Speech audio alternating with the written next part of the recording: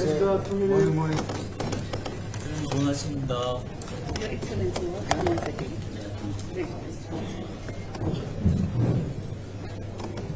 The principle of equal pay for equal. Task Force on AI, Data Governance and Innovation, and it requires that we see people not only as consumers of technology, to access the shared data, and shared data we empower them to develop solution area. Guided by the principles of solidarity, we are placing the empowerment of our people at the very heart of the G20 agenda, ensuring that the future we build leaves absolutely no one behind. Now, at this time, I would like to extend the floor to our esteemed G20 members, followed by the invited guest countries. Now, for this segment, waited for the 2 minutes. Now, I kindly request all speakers to be mindful. Caro chefe de Estado e do Governo, compartilhamos um momento histórico em que os minerais críticos, a inteligência artificial e o trabalho se entrelaçam. Definirá não apenas o nosso presente, mas o futuro das próximas gerações. Os minerais críticos se tornaram os países com grande concentração de reservas de minerais, esses recursos, mas quem controla o conhecimento e o valor agregado que deles derivam. Falar sobre minerais críticos, mas pela habilidade de transformar recursos através de políticas que tragam benefícios. O Brasil criou o Conselho Nacional de Minerais Críticos e Estratégicos, desenvolvimento em direção a um futuro mais equitativo. Promove a inovação, aumenta a produtividade, estimula práticas sustentáveis e pode melhorar a vida das pessoas. Cher Cyril, chers collègues, après avoir évoqué les défis du présent hier, il nous revient aujourd'hui de regarder vers l'avenir, avec 3 domaines qui nous paraissent essentiels. Premièrement, les minéraux critiques, qui sont au cœur de notre souveraineté technologique et industrielle. Ils sont devenus un bien commun qui doit bénéficier aux économies industrialisées et aux économies qui produisent ces ressources minières. Nous devons poursuivre, amplifier nos efforts sur des sujets aussi essentiels que la bonne répartition des richesses minérales, le développement de chaînes de valeur sûres, sans restriction de nature à perturber les échanges internationaux. La production de minerais critiques nécessaire à une transition énergétique durable doit se fonder sur des critères environnementaux, des critères sociaux, des critères de gouvernance ambitieux. L'atteinte de ces objectifs, tout en créant de la valeur ajoutée, en particulier pour les pays producteurs, doit rester au centre de nos échanges. La demande mondiale ne cesse de croître. Si nous ne les traitons pas dès maintenant, ces questions s'imposeront à nous. Deuxième sujet d'importance, l'intelligence artificielle, AI, est cruciale pour notre compétitivité, nos sociétés, notre avenir commun. Bien plus qu'une révolution industrielle et technologique, l'intelligence artificielle est source d'opportunités et laisse entrevoir de profonds changements dans nos sociétés, dans nos rapports au savoir, au travail, à l'information, à la culture et même au langage. L'intelligence artificielle est un enjeu scientifique, économique, culturel, politique et citoyen qui nécessite un dialogue étroit entre les États, entre les chercheurs, entre les entreprises, les créateurs et la société civile. Il est donc de notre devoir collectif de permettre un accès à une intelligence artificielle sûre, de confiance à tous, dans un contexte où les obstacles pour y parvenir sont nombreux, inégalités socio-économiques, menaces à l'intégrité de l'information, faible diversité linguistique des modèles. La position de la France est simple et nous l'avons démontré lors du sommet pour l'action sur l'IA en février dernier. L'intelligence artificielle doit être inclusive, durable, souveraine et de confiance pour nos concitoyens d'abord. 40% des emplois dans le monde pourraient être impactés, mais aussi pour nos entreprises nos entreprises ont besoin d'accès à une intelligence artificielle de confiance. Elle pourrait générer jusqu'à 20% de gains de productivité supplémentaires par entreprise, avec donc des opportunités majeures. Enfin, pour notre planète, évidemment, avec des besoins croissants du fait de l'explosion de l'intelligence artificielle en matière de ressources énergétiques et de ressources hydriques. On a besoin d'électricité et d'eau. Ce n'est pas une question d'idéologie, mais de bon sens et de bon sens économique. Plus notre intelligence artificielle sera sobre en énergie, sobre en eau, plus nous pourrons l'utiliser à bon escient. Il nous reste encore tant à faire. Le G20 est un format capable de nous mettre d'accord sur nos divergences afin de nous assurer que l'intelligence artificielle ait des retombées positives. Troisièmement, quand nous parlons d'emploi, nous sommes confrontés à une triple transition digitale, démographique et écologique. Réduire les inégalités, notamment celles qui touchent les femmes, est une condition indispensable à la justice sociale. Pour conclure, Monsieur le Président, j'aimerais citer Antoine de Saint-Exupéry. Pour ce qui est de l'avenir, il ne s'agit pas de le prévoir, mais de le rendre possible. Il n'en revient qu'à nous de rendre notre avenir le plus équitable et juste possible, comme la présidence sud-africaine nous l'a si justement rappelé. Vous pouvez compter sur la France pour continuer le travail pour un avenir équitable et juste, dans un contexte d'évolution technologique et sociale sans précédent.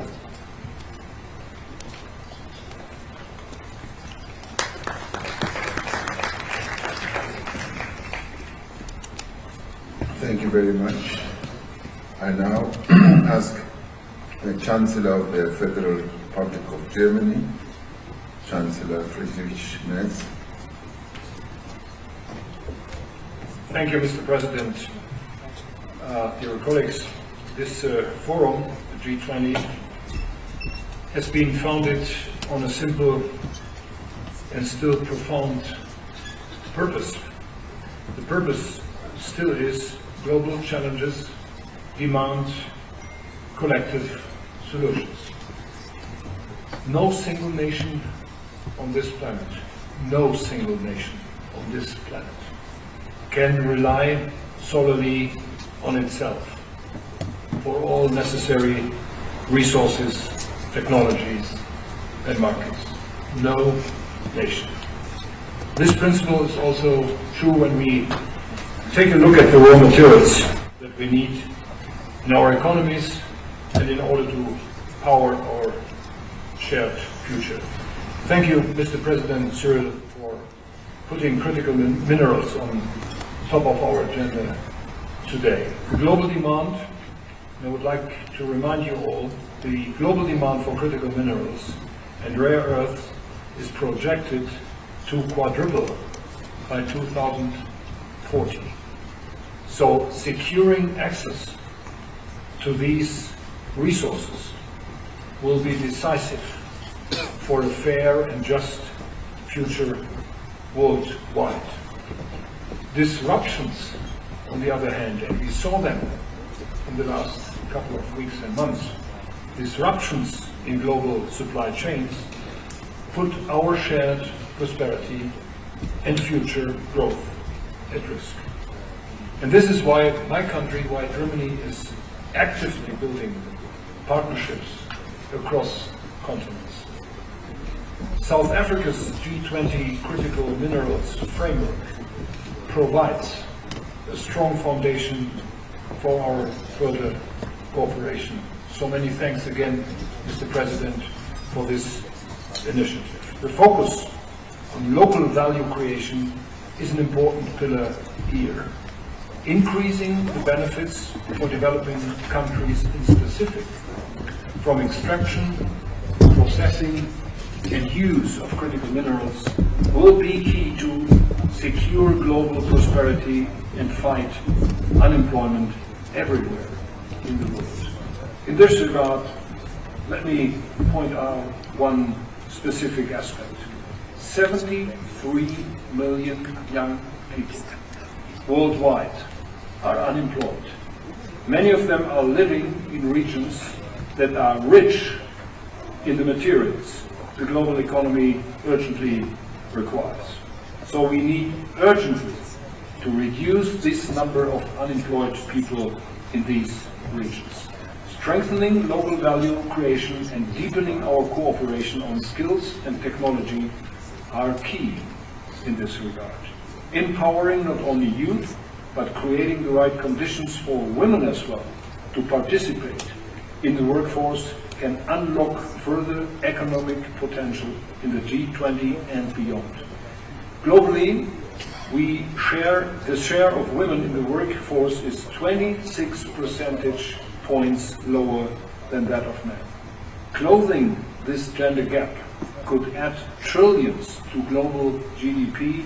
The estimate is up to 28 trillion US dollar to our prosperity. Therefore, Cyril, I would like again to applaud your initiatives, both to the Nelson Mandela Bay and the Brisbane target.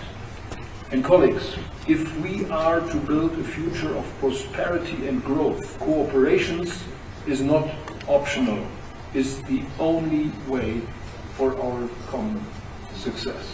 Many thanks for your attention.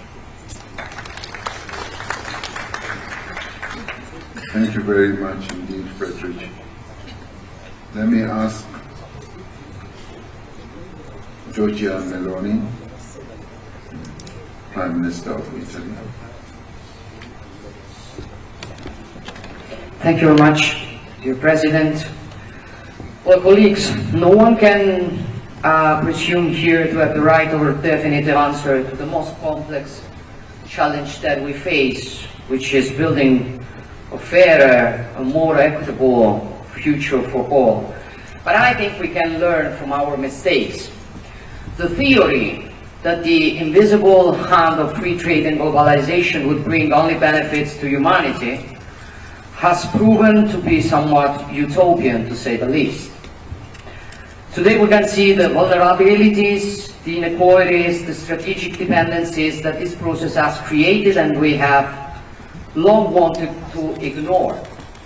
According to the World Bank, 1% of the population has captured 41% of all new global wealth since 2000, while the poorest half of humanity has received just 1%. These are grim figures, but I want to be, let's say, optimistic. It can get worse. I'm thinking of the technological revolution, which is indeed a multiplier of opportunities, but also opens up unprecedented scenarios, from ethical questions to the many crises it can generate. New forms of power are emerging, and the geopolitical race is reaching new domains.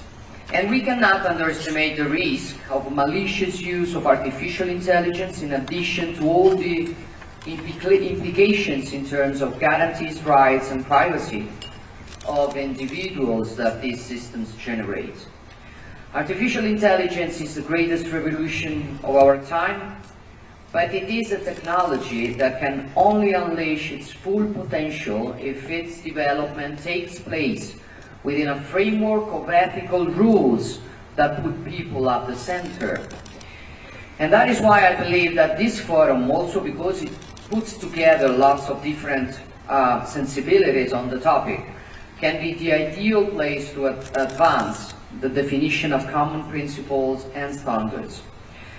This is a starting point also for enabling the labor market to withstand the impact of this challenge, because the digital transition must be able to generate new high-quality jobs, not simply replace workers.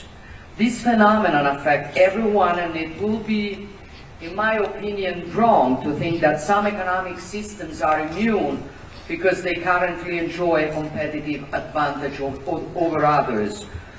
Then there is the issue of physical resources which fuel this process.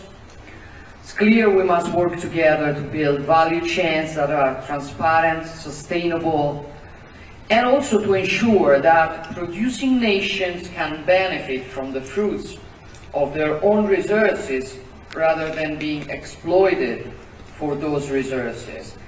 So as you see, the challenge is to reconcile protection and innovation, diversification and security, cooperation and autonomy, And the G20 report reminds us very clearly that extreme inequality is a policy choice, not an inevitable fate. So the stakes are very high, and we have clearly a historic responsibility, but responsibility is the price of greatness, said Winston Churchill, and I think we have no choice than to pay that price. Thank you, Mr. President. Thank you indeed, Georgie. My next speaker is the President of the Republic of Korea, Mr. Lee Jae-myung. Please take the floor. 네, 존경하는 의장님, 감사합니다. 기술의 발전은 인류에게 큰 기회인 동시에 또 커다란 도전이기도 합니다. 우리가 마주할 미래가 모두를 위한 공정한 미래가 될 수 있도록 저는 세 가지를 말씀드리고자 합니다. 첫째는 인공지능 기술 발전은 모든 국가와 모든 이들에게 고른 기회를 제공해야 한다는 것입니다. 이런 맥락에서 G20가 All for Africa 이니셔티브를 발표한 것을 환영합니다. 대한민국도 모든 인류가 인공지능의 혜택을 고루 향유하는 글로벌 AI 기본사회 실현을 위해 국제사회와 적극 협력해 나갈 것입니다. 특히 금년 APEC 의장국으로서 이런 정신을 반영한 APEC AI 이니셔티브가 아태 지역을 넘어 전 세계로 확산될 수 있도록 노력하겠습니다. 둘째, 광물 보유국과 수요국이 혜택을 공유하는 안정적이고 고해적인 핵심 광물 공급망을 구축해야 합니다. 올해 G20에서도 이런 취지의 G20 핵심 광물 프레임워크 논의가 이루어진 것을 매우 의미 있게 생각합니다. 대한민국은 핵심 광물 안보 파트너십 의장국으로서 광물 공급국과 수요국의 필요에 맞는 고해적인 광물 협력 사업을 적극 확대해 나가겠습니다. 남아프리카 핵심 광물 대화를 통해 상호 신뢰에 기반한 협력 강화에도 힘쓰고 있습니다. 우리 대한민국은 앞으로도 고해적인 공급망 구축을 위한 국제적 노력을 계속 해 나갈 것입니다. 셋째, 인공지능 혁신과 핵심 광물 공급망 회복력 강화는 포용적인 기회 창출로 이어져야 합니다. 그런 이유로 G20가 넬슨 만델라 베이 목표와 브리즈번 이테쿠이니 목표를 채택한 점을 환영합니다. 대한민국은 소외되기 쉬운 계층에게 인공지능 접근 기회를 보장하는 인공지능 디지털 배움터를 구축하고 청년 맞춤형 인공지능 소프트웨어 교육을 확대해 가고 있습니다. 가나와 탄자니아에서 여성 청소년을 위한 수학과학 교육을 지원하고 루안다에 소프트웨어 특성화고를 건립한 것처럼 앞으로도 아프리카 내 여성과 청년의 디지털 역량 강화를 적극 지원해 나가도록 하겠습니다. 존경하는 동료 여러분, 대한민국은 위기의 순간마다 국제사회의 나침반이 되어준 G20를 함께 설계한 나라로서 G20 정상회의 출범 20년인 2028년 다시 의장직을 맡아 여정을 함께 이어가려 합니다. 막중한 책임감으로 G20가 국제경제협력을 위한 최상위 포럼으로 그 위상을 더욱 공고히 할 수 있도록 주어진 역할을 충실하게 이행하겠습니다. 마지막으로 올해 의장으로서 훌륭한 리더십을 보여주신 존경하는 남아프리카 대통령님, 더 깊은 존경과 감사의 말씀을 드립니다. 고맙습니다.